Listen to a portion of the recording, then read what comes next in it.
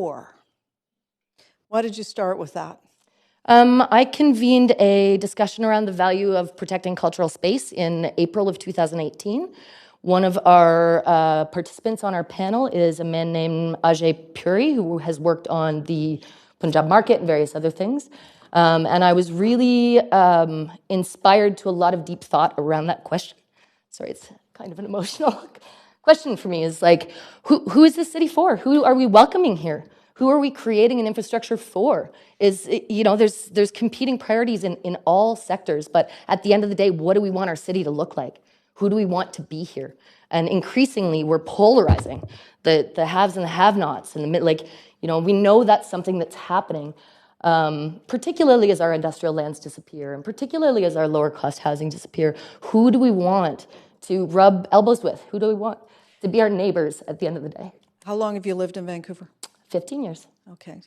So I take your point, and I also take your point around the economic development of the city. And there's been a considerable shift as we moved away from our natural resource base. In my view, we've moved too precipitously into the real estate development sector, which has created a whole bunch of other problems. But your point is a compelling one, and that is that we need to be focused on our economic development and our industrial land use in order to be moving our workforce forward instead of just building more condos.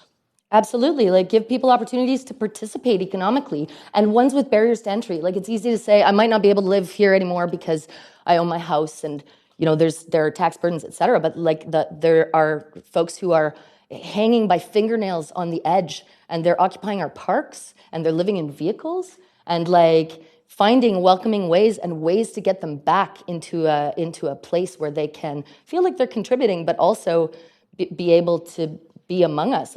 We're strongest in diversity.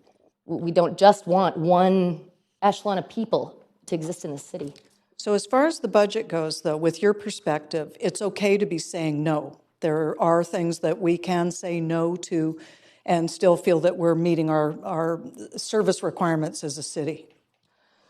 Yes, as the question is posed, absolutely. And I will say controversially as well that I think saying yes to a significant tax increase, even as a renter who will bear a much larger burden of that, because not only will there be, the increase, but there will be the rental increase as well. I think there's nothing wrong with asking every Vancouver household to give $450 more a year, whatever the number is, to contribute to the things that we need to accomplish. We're at 3 minutes. Thank you.